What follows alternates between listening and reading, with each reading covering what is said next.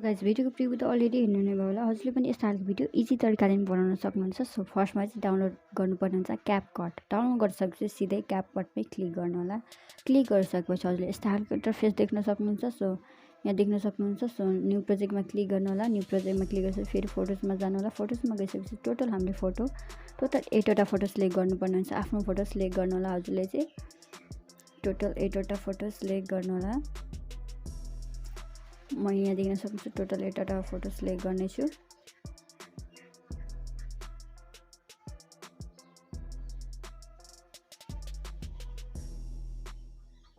So select गरिसकेपछि add गर्नु होला। एड गरिसकेपछि हजुरले चाहिँ यस्तो खालको इन्टरफेस देख्न सक्नुहुन्छ। सो स्लाइड गर्नु होला र फर्मेटमा क्लिक गरेर 9:60 मा राखिदिनु होला। राखिसकेपछि फिट ब्याक गर्नु होला। स्क्रिनमा फिट गर्नु होला फोटोलाई। फोटोमा क्लिक गरेर 2 फिङ्गरको मद्दतले यसरी जुम गर्नु होला।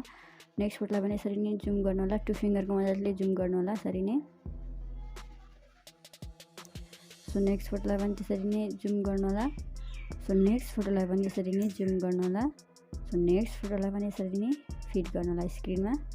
फिट गरिसकेपछि अब हामीले चाहिँ यहाँनिर इन्डिङलाई यसरी गरेर हजुरले डिलिट गरिदिनु होला। डिलिट गरिसकेपछि अब चाहिँ हामीले यहाँनिर टाइमिङ दिनुपर्ने हुन्छ। टाइमिङ दिनको लागि चाहिँ यहाँनिर देख्न सक्नुहुन्छ। फर्स्टमा चाहिँ हामीले टाइमिङ 5.0 दिनुपर्ने हुन्छ। 5.0 दिनु होला।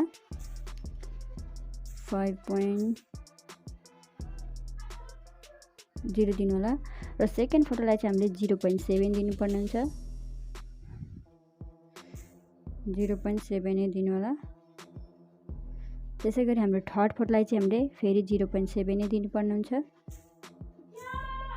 थर्ड फोटोलाई पनि हामीले 0.7 नै दिनुपर्ने हुन्छ। सो सरी थर्ड फोटोलाई 0.7 नै दिनुपर्ने हुन्छ।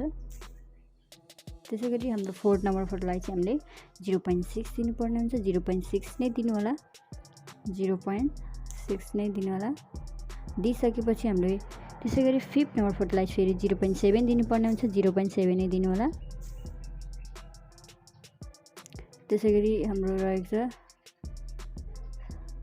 6 नम्बर फोटोलाई चाहिँ हामीले फेरि 0.6 नै दिनुपर्ने हुन्छ। 0.6 नै दिनु होला। त्यसै गरी हाम्रो 7 नम्बर फोटोलाई चाहिँ हामीले 0.7 नै दिनुपर्ने हुन्छ। 0.7 नै दिनु होला।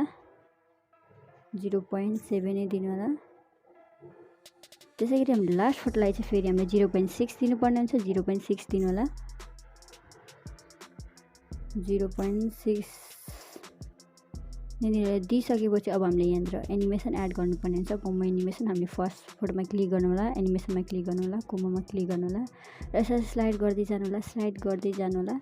स्लाइड गरिसकेपछि यहाँ बाइसेक्ट 2 भन्ने एनिमेसन सिलेक्ट गर्नु होला। सिलेक्ट गरिसकेपछि राइट गर्नु होला र अब सेकेन्ड फोटोलाई चाहिँ हामीले फेरि सिलेक्ट गर्नु होला। फेरि कोमो एनिमेसन एड गर्नुपर्ने हुन्छ। सेकेन्ड फोटोमा सिलेक्ट गरेर एनिमेसनमा क्लिक गर्नु होला।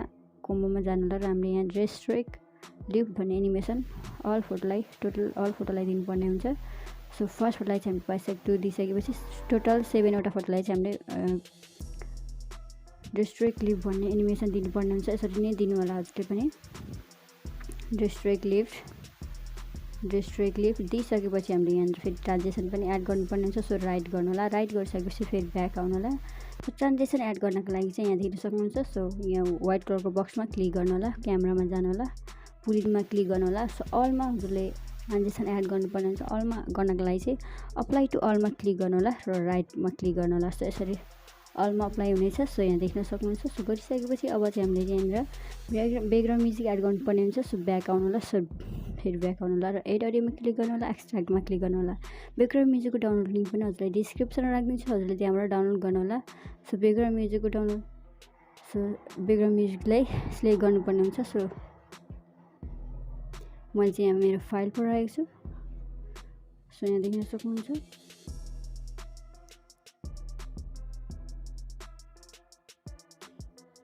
सो मेरो ब्याकग्राउन्ड म्युजिक सिलेक्ट गर्नु होला। सिलेक्ट गरिसकेपछि इनपुट साउन्ड अडियोमा क्लिक गर्नु होला।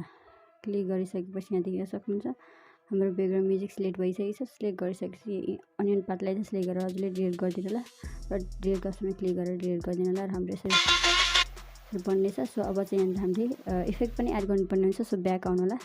सो फेरि स्टार्टेड पोजिसनमा आएर इफेक्ट्समा क्लिक गर्नु होला, फेरि भिडियो इफेक्ट्समा क्लिक गर्नु होला। सो बेसिकमा जानु होला सिधै, सो सेकमा जानु होला, सो राइट गर्नु होला। राइट गरिसकेपछि यसलाई चाहिँ फर्स्ट फोटोको कतिसम्म रहेछ त्यसलाई ठ्याक्कै सेट गर्नु होला। सेट गरिसकेपछि हाम्रो भिडियो तयार बन्ने हुनेछ। सो यहाँ देख्न सक्नुहुन्छ, मैले चाहिँ म्युट गरिदिनेछु यसरी। सो यहाँ देख्न सक्नुहुन्छ। सो हजुरले चाहिँ ग्यालेरीमा सेभ गर्नका लागि माथि एरोको अप्सन छ, त्यसमा क्लिक गर्नु होला। मेरो च्यानलमा नयाँ हुन्छ भने मेरो च्यानललाई सब्सक्राइब गरेर बेल घन्टीलाई पनि दबाइदिनु होला। So thank you so much guys. Next भिडियोमा भेटौँला अब हामी।